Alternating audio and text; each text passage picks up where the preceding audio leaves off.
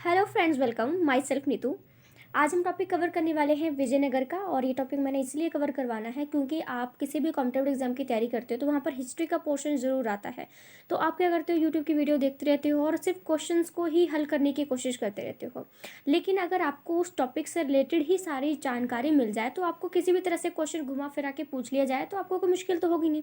तभी बोलते हैं ना, पहले चैप्टर पढ़ो, उसके बाद टीचर आपसे कुछ भी पूछ सकता है। तो वैसे ही है, अगर आपको हिस्ट्री का पोर्शन कवर करना है तो उसमें आपका +1 +2 की जो हिस्ट्री है वही आती है मोस्ट ऑफ, ठीक है।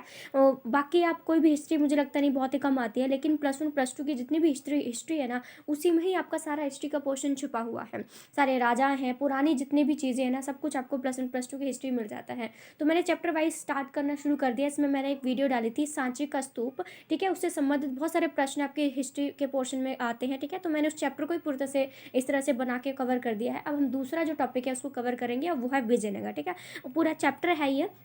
मैंने इसको जो जो चीज़ें इंपॉर्टेंट है उन्हीं चीज़ों को यहाँ पर जो है वो लाने की कोशिश की है, क्योंकि पूरा चैप्टर पढ़ेंगे तो मुश्किल हो जाएगा। फालतू की चीज़ें ऐड नहीं की हैं, जो इंपॉर्टेंट चीज़ें हैं वही हम यहाँ पर कवर करेंगे। और उसके बाद मैं जो है इसके तुरंत बाद ही इसके विजयनगर से संबंधित 50 MCQ क्वेश्चन जो हैं वो 50 MCQ क्वेश्चन की वीडियो जो है अपलोड करूँगी। और उसके बाद फिर से यानी कि दो वीडियो जो है विजयनगर के MCQ क्वेश्चन से मैं अपलोड करूँगी आपको, ठीक है, पार्ट 1 पार्ट 2। लेकिन उससे पहले मैं आपको जो है विजयनगर के बारे में पूरा चैप्टर पढ़ा देती हूँ ताकि आपको उन क्वेश्चन को अटेम्प्ट करने में कोई दिक्कत ना है, ठीक है। इससे आपको कितना ज़्यादा टाइम भी बचेगा, सीधा सीधा पता लग जाए हाँ जी विजयनगर के चैप्टर पढ़ लिया है, अब MCQ क्वेश्चन आपको अटेम्प्ट करने हैं ना।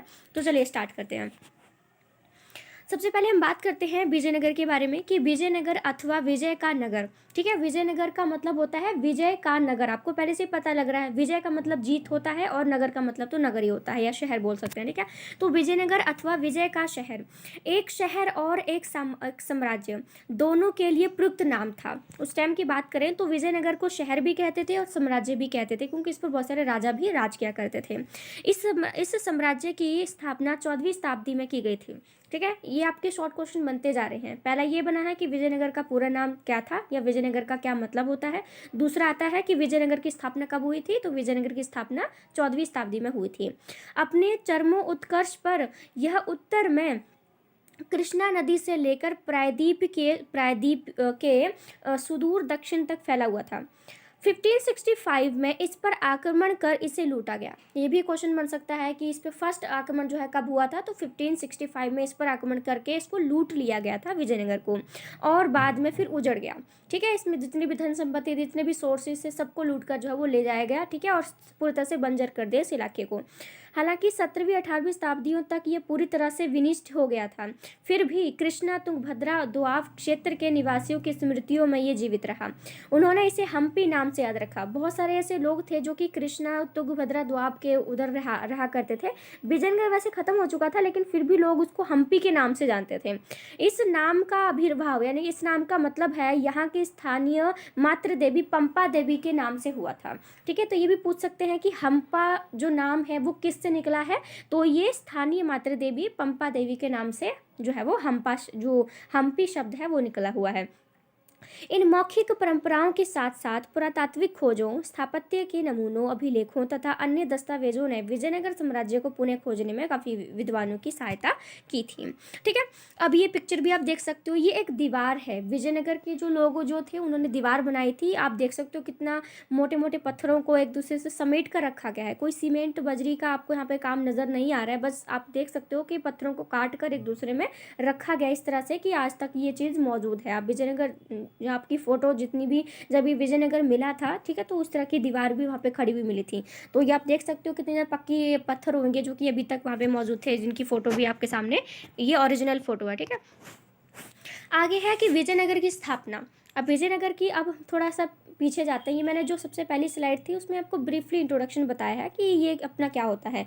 अब हम बात करते हैं कि अब हम विजयनगर के बारे में बात करते हैं कि विजयनगर की स्थापना, इन विजयनगर को किसने बनाया था, ठीक है।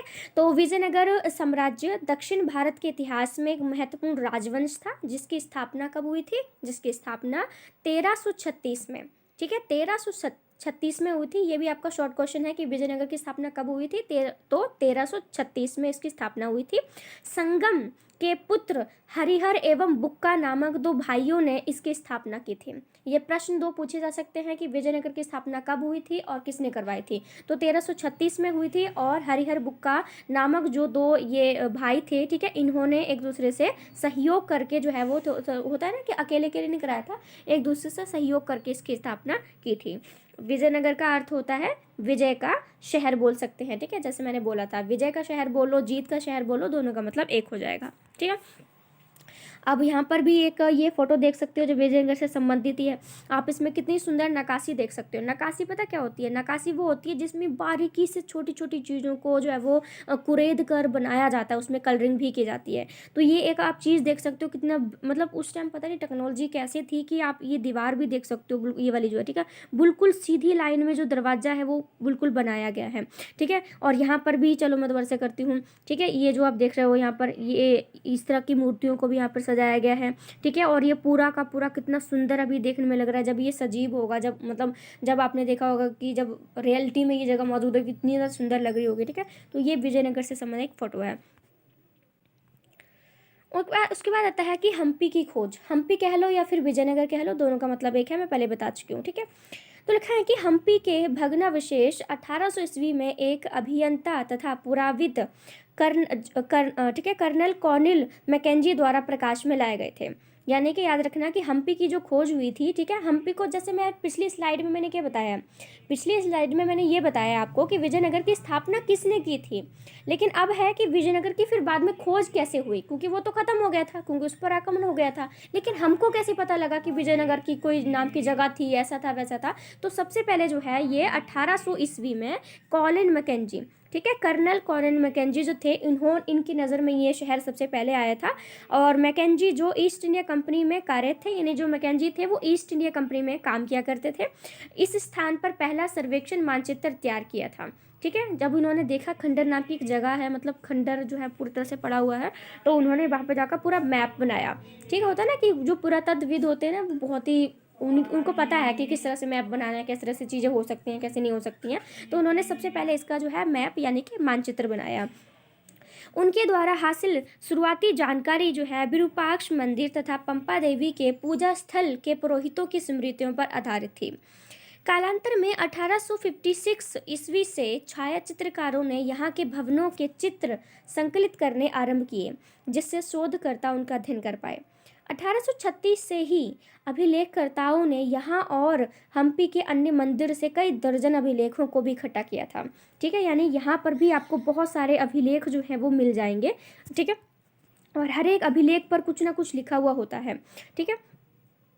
तो लिख रखा है कि इस शहर तथा साम्राज्य के इतिहास के पुनर्निर्माण के प्रयास में इतिहासकारों ने स्रोतों का विदेशी यात्राओं के वृत्तांतों तथा तेलुगु, कन्नड़, तमिल और संस्कृत में लिखे गए जितने भी साहित्य से उनसे उन्होंने काफ़ी नॉलेज जो है इसके बारे में गेन की थी। अब थोड़ा सा कॉलिन मैकेंजी के बारे में हम लोग पढ़ लेते हैं, क्योंकि ये बहुत ज़रूरी चीज़ें हैं कॉलिन मैकेंजी के बारे में भी, क्योंकि कॉलिन मैकेंजी जो थे विजयनगर के टाइम में उन्होंने इसकी खोज की थी, तो उनसे संबंधित का नाम तो याद होना चाहिए। तो 1750 ठीक है, ओके, 1754 ईस्वी में जन्मे कॉलिन मैकेंजी ने एक अभियंता, सर्वेक्षक तथा मानचित्र कार के रूप में प्रसिद्धि हासिल की, ठीक है। अब ये तो आपको पता चल गया होगा कि 1754 में कॉलिन मैकेंजी का जन्म हुआ था। कब हुआ था? हाँ, 1754 में जो है वो कॉलिन मैकेंजी का जन्म हुआ था। 1815 में उन्हें भारत का पहला सर्वेयर जनरल बनाया गया, ठीक है। कब बनाया गया था? 1815 में उन्हें भारत का पहला सर्वेयर जनरल बनाया गया। 1821 में अपनी मृत्यु तक वे इस पद पर बने रहे, यानी जन्म जो हुआ था उनका ये हुआ था 1754 में और उनकी मृत्यु 1821 में कॉलिन मैकेंजी की मृत्यु हो गई थी। भारत के अतीत को बेहतर ढंग से समझने और उपनिवेश के प्रशासन को आसान बनाने के लिए उन्होंने इतिहास से संबंधित स्थानीय परंपराओं का संकलन तथा ऐतिहासिक स्थलों का सर्वेक्षण करना प्रारंभ किया। वे कहते हैं, ब्रिटिश प्रशासन के सुप्रभाव में आने से पहले दक्षिण भारत खराब प्रबंधन की दुर्गति से लंबे समय तक जूझता रहा। विजयनगर के अध्ययन से कॉलिन मैकेंजी को ये विश्वास हो गया कि कंपनी स्थानीय लोगों के अलग अलग कबीलों, जो इस समय भी जनसंख्या का बहुत बड़ा हिस्सा थे, को भी प्रभावित करने वाले इनमें से कई संस्थाओं, कानूनों तथा रीति रिवाजों के विषय में बहुत महत्वपूर्ण जानकारियाँ हासिल कर सकती है। तो कॉलिन मैकेंजी के बारे में सिर्फ इतनी ही यहाँ पर नॉलेज गेन आपने करनी है कि 1754 में कॉलिन मैकेंजी का जन्म हुआ था, 1821 में उनकी मृत्यु हो गई थी और 1815 में उनको भारत का पहला सवेरा जनरल जो है वो बनाया गया था, बस। और ये आप फोटो भी देख सकते हो, यहाँ फोटो में सिर्फ आप कॉलिन मैकेंजी को नहीं देखोगे, कॉलिन मैकेंजी तो ये हैं, आसपास के ये जो लोग देख रहे हो ना, ये हमारे भारतीय लोग हैं, ठीक है, जिन्होंने एक मैप का जो फोल्डर होता है वो उन्होंने पकड़ के रखा हुआ है, ठीक है। तो ये चीज़ ज़रूरी है कि हमारे भारतीय जो थे उन्होंने कॉलिन मैकेंजी की काफ़ी हेल्प की थी। ये फ़ोटो ही हमें ये चीज़ दर्शाती है। थोड़ा शासक और व्यापारी के बारे में बात कर लेते हैं, क्योंकि इसमें बहुत डीपली बहुत सारी चीज़ें छुपी हुई हैं, ठीक है। लिखा है कि चूंकि इस काल में युद्ध कला का प्रभावशाली अश्व सेना पर आधारित थे। कहने का मतलब ये है कि जो विजयनगर है उसमें क्या था कि अश्व सेना, बहुत सारे युद्ध होते रहते थे, तो जो लोगों के पास मेन हथियार होते थे ना वो घोड़े होते थे, ठीक है। अश्व सेना मतलब घोड़ों की सेना, उस पर ही वो डिपेंड रहते थे। इसलिए प्रतिस्पर्धा राज्यों के लिए अरब तथा मध्य एशिया से घोड़ों का आयात बहुत महत्वपूर्ण था। अब ये तो पता है कि विजयनगर में बहुत सारे युद्ध होते रहते थे और उनकी सेना जो होती थी मेनली वो घोड़ों पर ही होती थी, ठीक है। घोड़े ही उनकी मेनली सेना में हुआ करते थे और इसीलिए बहुत सारे जो राजा थे वो अरब और मध्य एशिया से, ठीक है, जो अरब और मध्य एशिया है, ठीक है, होना तो चाहिए था, एक मिनट रुकिएगा, ठीक है। अरब और मध्य एशिया से घोड़ों को जो है मंगवाते रहते थे वो, क्योंकि जिनके पास जितने ज़्यादा घोड़े होंगे उतनी ज़्यादा सेना होगी, ठीक है। यह व्यापार आरंभिक चरणों में अरब व्यापारियों द्वारा नियंत्रित था। व्यापारियों के स्थानीय समूह, जिन्हें कदुरे चेट्टी तथा घोड़ों के व्यापारी भी कहा जाता था। एक ये शॉर्ट क्वेश्चन आपको यहाँ से बन जाएगा कि व्यापारियों के स्थानीय समूह को क्या कहते थे, उन्हें कदू, ठीक है, याद रखना कि कुदीरे चोटी कहा जाता था, और जिसका मतलब होता है घोड़ों का व्यापारी। ये आपसे शॉर्ट क्वेश्चन पूछा जा सकता है, ठीक है। तो उसमें उसके बाद आता है कि 1800, उसमें आता है अपना 1498, ठीक है। 1498 ईस्वी से कुछ और लोग पटल पर उतर आए। ये पुर्तगाली थे जो उपमहाद्वीप के पश्चिमी तट पर आए और व्यापारिक तथा सामरिक केंद्र स्थापित करने का प्रयास करने लगे। उनकी बेहतर सामरिक तकनीक, विशेष रूप से बंदूकों के प्रयोग, ने उन्हें इस काल की उलझी हुई राजनीति में एक महत्वपूर्ण शक्ति बनकर उभरने में सहायता की। अब देखो, मैं आपको पहले से चीज़ बता चुकी हूँ कि विजयनगर में क्या था, मोस्ट ऑफ जो हथियार होता था सेना में वो अश्वी होते थे, यानी घोड़े होते थे। तो सभी राज्य उस टाइम के मौजूद थे, तो वो घोड़ों पर ही ज़्यादा ध्यान देते थे कि घोड़े यहाँ से लेके आने हैं, वहाँ से लेके, जितने ज़्यादा घोड़े होंगे उतनी ज़्यादा सेना होगी। लेकिन क्या था कि 1498 ईस्वी में पुर्तगाली जो थे यहाँ पर आए और उनके पास क्या था, बंदूकें थीं। अब घोड़े और बंदूक में फ़र्क तो आपको पता ही है, एक गोली से कितने कोई जो है वो मारा जा सकता है आराम से, ठीक है। एक बंदूक में कितनी सारी गोलियाँ होती हैं। अब घोड़े तो क्या, घोड़े पे बैठना है हमको ही मोस्ट ऑफ युद्ध लड़ना है, क्योंकि तलवार तो हमारे हाथ में होनी चाहिए, घोड़े थोड़ी तलवार लड़ेंगे, वो तो सिर्फ भाग सकते हैं आप जहाँ उनको लेके जा सकते हैं, लेकिन बंदूक घोड़े से तेज होती है। अब उनके पास जो है, उसके बाद उन्होंने इसमें काफ़ी इंपॉर्टेंट भी रोल प्ले किया था, ठीक है। उसके बाद अपना आता है कि विजयनगर भी मसालों, ठीक है, उसके बाद है कि जो विजयनगर है उसमें मसाले हैं, कपड़े हैं, रत्न हैं, उनके बाज़ारों के लिए भी बहुत ही प्रसिद्ध था। ये भी शॉर्ट क्वेश्चन बन सकता है आपका कि विजयनगर और किन किन चीज़ों के लिए प्रसिद्ध था, आपको ऑप्शन में दे दिया जाएगा, तो आपको टिक करना है मसाले, ठीक है। मसाले, वस्त्र और रत्न, इन 3 चीज़ों के बाज़ारों के लिए भी विजयनगर बहुत ही ज़्यादा प्रसिद्ध था। ऐसे शहरों के लिए व्यापार एक प्रतिष्ठा का मानक माना जाता था। यहाँ की समृद्ध जनता महंगी विदेशी कपड़े की मांग करती थी। मतलब ये चीज़ आपको पता चल गया है, ये जो लिखा है ना, यहाँ की समृद्ध जनता, यानी यहाँ के जो लोग थे वो अमीर थे, क्योंकि वो महंगे विदेशी वस्तुओं की मांग करते थे, ठीक है। विशेष रूप से रत्न और आभूषण की, दूसरी ओर व्यापार से प्राप्त राजस्व राज्य की समृद्धि में महत्वपूर्ण योगदान भी देते थे, ठीक है। तो ये चीज़ पता चल गया होगा कि व्यापारी जो थे वो घोड़े वगैरह का व्यापार करते थे, ठीक है। और उसके बाद जो है अपने विजयनगर में मसाले हैं, कपड़े हैं, रत्न हैं, ठीक है, इनके लिए बहुत ही प्रसिद्ध ये उस टाइम मौजूद था। ये राज्य का चरम उत्कर्ष, राज्य का चरम उत्कर्ष का मतलब ये है कि अब राज्य का जो है वो कैसे, राज्य पे कितने कितने राजा थे जिन्होंने इस पर शासन किया था, उनके बारे में बात करते हैं। राजनीति में सत्ता के दावेदारों में शासकीय वंश के सदस्य तथा सैनिक कमांडर शामिल थे। अब ये भी क्वेश्चन आपसे पूछा जाता है कि वो कौन सा राजवंश था पहला जिसने इस पर आक्रमण किया था या पर उस पर नियंत्रण किया था। लेकिन है ना, पहले राजवंश जो संगम वंश कहलाता था ने 1485 में इस पर नियंत्रण किया था। ये शॉर्ट क्वेश्चन आपसे पूछा जा सकता है कि सबसे पहले वो कौन सा राजवंश था जिसने जो है वो इस पर नियंत्रण किया था और कब किया था। तो संगम वंश पहला ऐसा राजवंश था जिसने विजयनगर पर जो है नियंत्रण हासिल किया था और 1485 में उसने ऐसा किया था। उन्हें सुलभों ने उखाड़ फेंका। ठीक है, तो पहले नंबर पर तो ये आ गया अपना। अब दूसरी लाइन लिखिए, उन्हें सुलभों ने, सुलभ जो थे यानी कि उसके बाद दूसरे नंबर पर कौन राजा आए थे जिन्होंने विजयनगर पर शासन किया, वो सुलभ आए थे जो सैनिक कमांडर थे। ठीक है, उनको बोल के रखा है जो कि सैनिक कमांडर थे और वे 1503 तक सत्ता में रहे। ठीक है, 1503 तक सुलभ यहाँ पर रहे थे। इनके बाद तुलभ आए। ठीक है, चलो ये तीसरे नंबर पर आ गए जिन्होंने विजयनगर पर जो है अपना किया था कृष्ण। ठीक है, कृष्णदेव राय तुलभ वंश से ही समृद्ध था। ठीक है, तो पहले कौन से वंश आए थे, संगम वंश आए थे, दूसरे पर अपने सुलभ वंश आए थे और तीसरे नंबर पर अपने जो है वो तुलभ आए थे। ठीक है,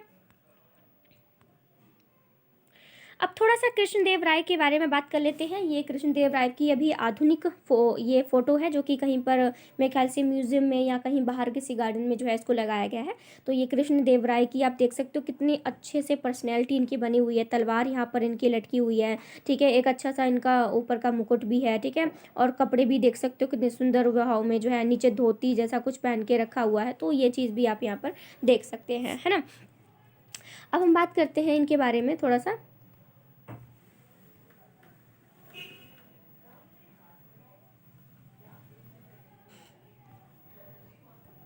दो मिनट रुकिएगा।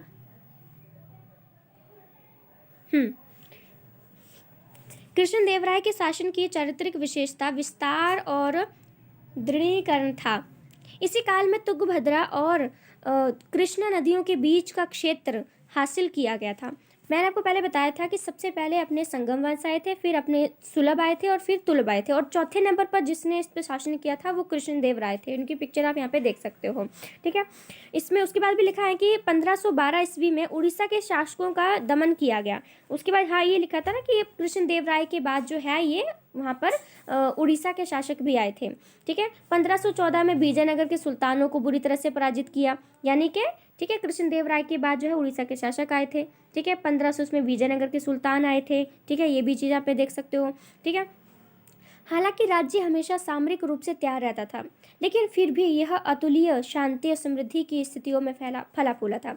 यहाँ पर ये लोग कह रहे हैं कि बहुत सारे राजा आए थे जिन्होंने एक के बाद एक जो है विजयनगर पर जो है वो नियंत्रण किया था, राजा बने, पूरा संभाला, लेकिन कभी भी मारकाट जैसा माहौल नहीं रहा। जिन्होंने सबसे पहले लिख रखा शांति और समृद्धि का जो स्थिति थी वो हमेशा ही बनी रही थी, यानी किसी ने भी ऐसा नहीं किया कि पूरा तानाशाही स्थापित करके रखी हो, नहीं, बहुत ही अच्छे से चला था। कुछ बेहतरीन मंदिरों के निर्माण तथा कई महत्वपूर्ण दक्षिण भारतीय मंदिरों, ठीक है, कई दक्षिण भारतीय मंदिरों में भव्य गोपुरम को जोड़ने का श्रेय कृष्णदेव राय को ही जाता है। उसने अपनी माँ के नाम पर विजयनगर के समीप ही नंगल, ठीक है, नंगल ये नगलपुर नामक उपनगर की स्थापना भी की थी। कृष्णदेव राय के बारे में ये चीज़ और अच्छी से यहाँ पे आती है कि जो कृष्णदेव राय थे उन्होंने अपनी माँ के नाम पर विजयनगर के पास में ही एक नगलपुर नामक उपनगर भी बनाया था। विजयनगर के संदर्भ में सबसे विस्तृत विवरण कृष्णदेव राय के या उनके तुरंत बाद के कालों से प्राप्त होता है। कहने का मतलब ये है कि विजयनगर के बारे में मोस्ट ऑफ जितनी भी जानकारी हमें विजयनगर के बारे में मिलती है वो कृष्णदेव राय के शासन के जरिए ही हमको मिलती है।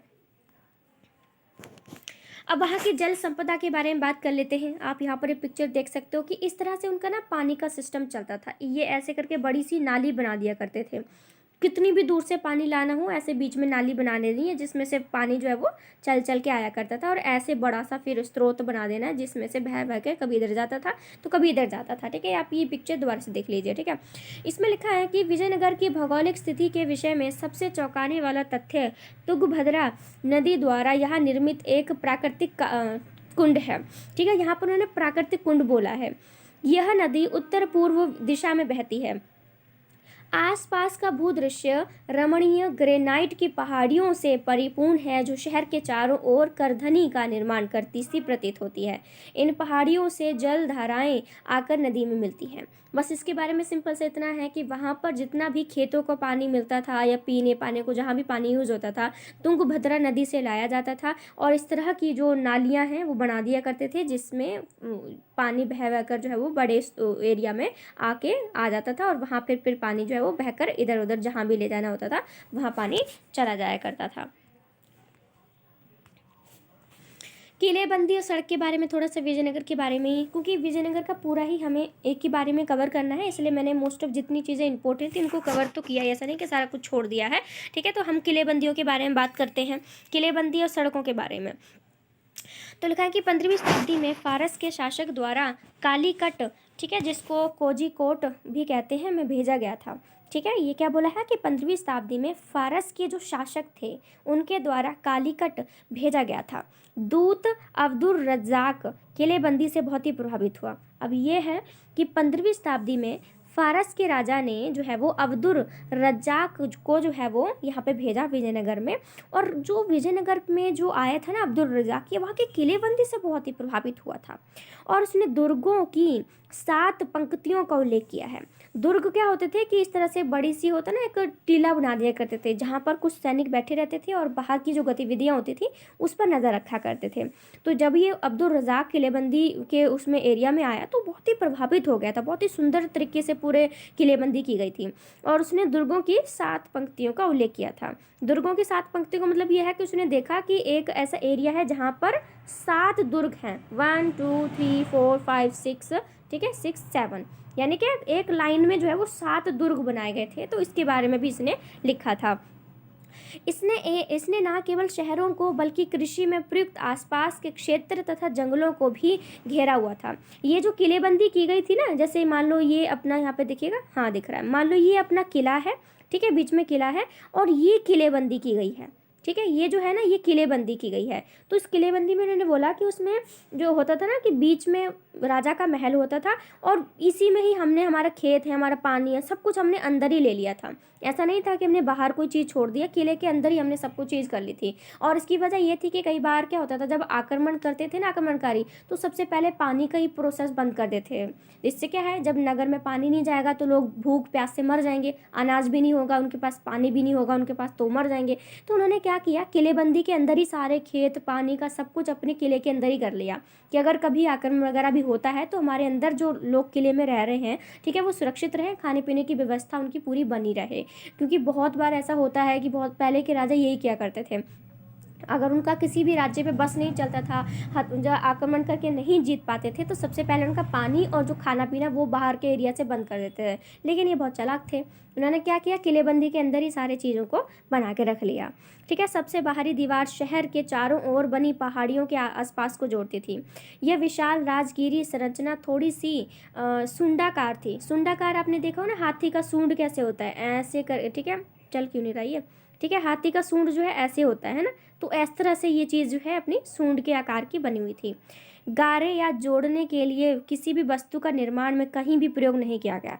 मैंने आपकी फर्स्ट स्लाइड में ही दिखाया था, मैंने आपको बोला था कि एक फर्स्ट दीवार दिखाई थी ना मैंने फर्स्ट स्लाइड में, तो उसमें आपने देखा था, मैंने आपको पहले बोला था कि उसमें कोई बजरी रेता का काम भी नज़र नहीं आ रहा था, पत्थर को काट कर ही आपस में सटे कर जो है सटा कर रखा हुआ था।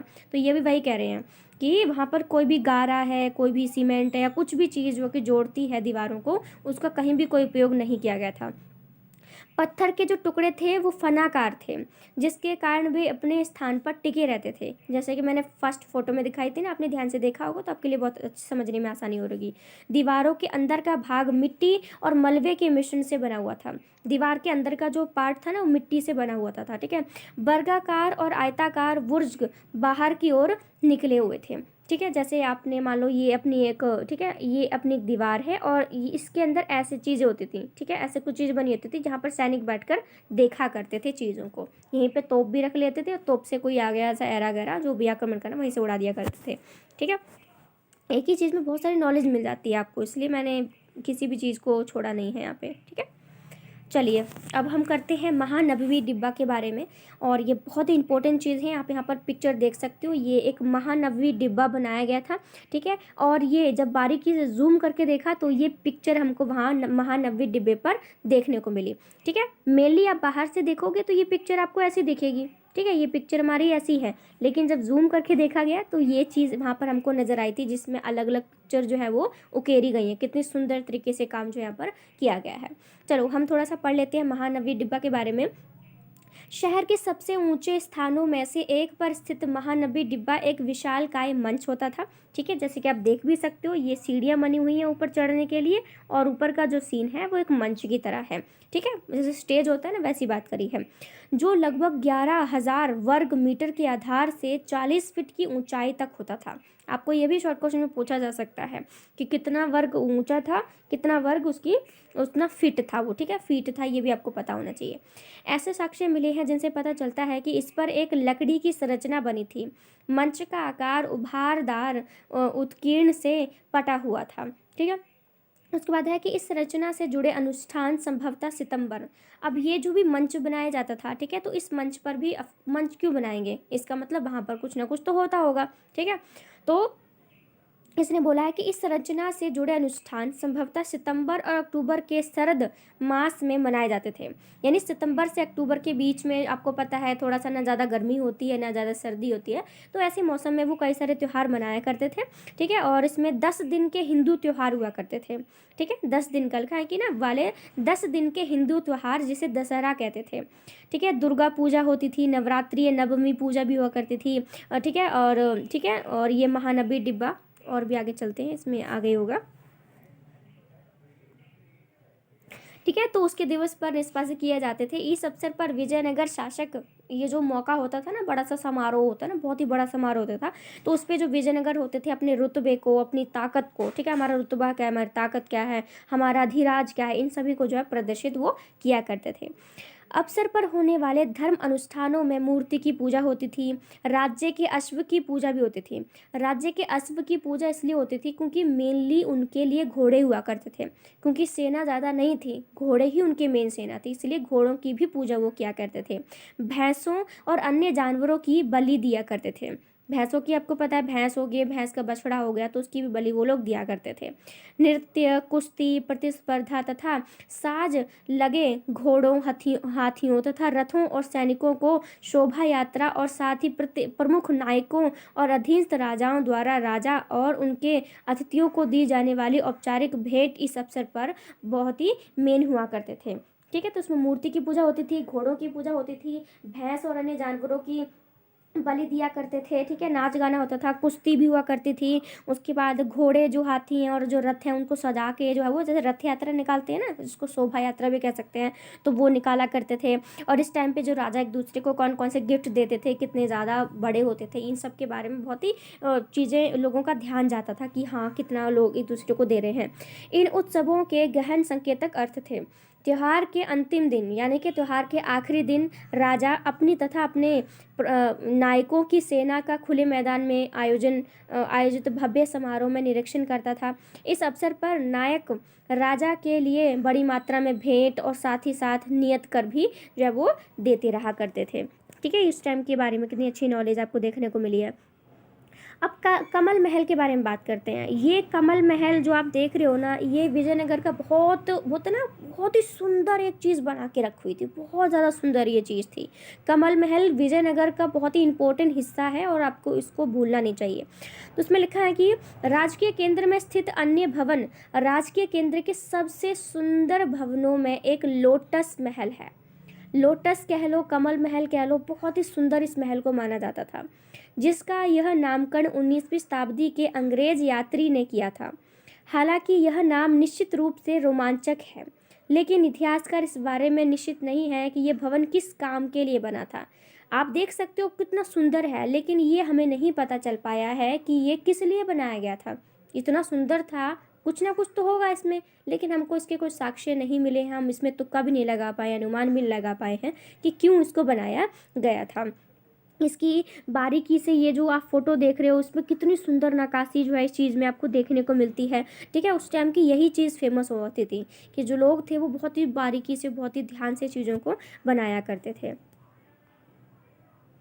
अब हम थोड़ा विरूपाक्ष मंदिर के बारे में बात करते हैं। विरूपाक्ष मंदिर की फ़ोटो भी देख सकते हो। ठीक है, ये वाला है जहाँ पर आप आज भी घूमने के लिए, यात्रा करने के लिए जा सकते हैं। बहुत ही प्रसिद्ध महल है, सॉरी महल कह रही हूँ, बहुत ही प्रसिद्ध मंदिर है ये। ठीक है, विरूपाक्ष मंदिर का निर्माण कई शताब्दियों में हुआ था। हालांकि अभिलेखों से पता चलता है कि सबसे प्राचीन मंदिर 9वीं-10वीं शताब्दियों का था। विजयनगर साम्राज्य की स्थापना के बाद इसे कहीं अधिक बड़ा किया गया था। मुख्य मंदिर के सामने बना मंडप आप देख सकते हो, ये क्या है, ये मुख्य मंदिर है और इसके बिल्कुल सामने एक मंडप जो है अपना बनाया गया है। ठीक है, तो कह रहे हैं कि ये बनाया गया मंडप कृष्णदेवराय ने अपने राज्यारोहण के उपलब्ध में बनवाया था। यानी कि ये जो मंडप है ये कृष्णदेवराय ने बनवाया था। इसे सूक्ष्मता से उत्कीर्णित स्तंभों से सजाया गया। कहने का मतलब यह है कि इसमें जो भी मंडप में जो इसके स्तंभ थे ना, जो दीवारें थी, जैसे हम लोग बोलते हैं थंबला जिसे बोलते हैं, बहुत ही बारीकी से उसको सजाया गया था। यहाँ पे लिखा है पूर्वी गोपुरम के निर्माण का श्रेय भी उसे ही दिया जाता है। यानी कि जो पूर्वी गोपुरम था उसका निर्माण भी कृष्णदेवराय ने ही करवाया था। इन परिवर्धनों का अर्थ था कि केंद्रीय देवालय पूरे परिसर के एक छोटे भाग तक सीमित रह गया था। अब वहाँ पर विट्ठल मंदिर भी था जो कि बहुत ही फेमस था, उनके बारे में थोड़ी सी जानकारी हासिल कर लेते हैं। तो लिखा है कि देवस्थल विट्ठल मंदिर भी रोचक है। यहाँ के प्रमुख देवता विट्ठल भगवान थे। विट्ठल मंदिर इसलिए कहते थे क्योंकि वहाँ पर विट्ठल भगवान की पूजा होती थी, जो कि महाराष्ट्र में पूजे जाने वाले विष्णु भगवान का एक रूप था। ठीक है, महाराष्ट्र में भगवान विष्णु का एक रूप है विट्ठल, जहाँ की पूजा महाराष्ट्र में की जाती है। इस देवता की पूजा को कर्नाटक में शुरुआत करना, ठीक है, कर्नाटक में आरंभ करना उन मध्यमों का उद्योतक है जिनसे यह सामाजिक संस्कृति के निर्माण के लिए विजयनगर के शासकों ने अलग अलग परंपराओं को आत्मसात किया था। अन्य मंदिर की तरह ही इस मंदिर में भी कई सभागार तथा रथ के आकार का एक अनूठा मंदिर भी है। ये जो आप देख रहे हो ना पिक्चर मैंने ऐड की है, ये रथ नहीं है, ये मंदिर है। यानी कि रथ के आकार का एक मंदिर बनाया गया था। आप देख सकते हो, उसको देखकर ही आपको पता लग रहा होगा कितना टाइम लगा होगा बनाने में और कितना सुंदर बनाया है। और पहले के जो लोग थे ना, वो ऐसा नहीं है कि आज के टाइम पे रेता बजरी लेके आ गए और डिज़ाइन कर दिया। पहले के लोग, बड़ी सी पत्थर होता था, बड़ा सा बहुत बड़ा पहाड़ होता था, उस पहाड़ को खोद कर और कुरेद कर फिर जाके वो चीज़ बनाया करते थे। आप समझ सकते हो कितना वक्त लगता होगा और कितने ज़्यादा लोग लगते होंगे, कितनी एक होता ना उसको जो होता है ना उसमें माहिर होता है, ऐसे व्यक्ति की ज़रूरत होती होगी जो पूरे पहाड़ को काट कर फिर उसमें चीज़ों को बनाए। बहुत बड़ी बात है ये। मंदिर परिसरों की एक चारित्रिक विशेषता रथ रैलियाँ हैं जो कि मंदिर के गोपुरम से सीधी रेखा में जाती हैं। ठीक है, इन गलियों का फर्श पत्थर के टुकड़ों से बना हुआ था। अब देखो, फर्श भी बात करें तो बहुत ही पत्थरों के टुकड़ों से बनाया गया था।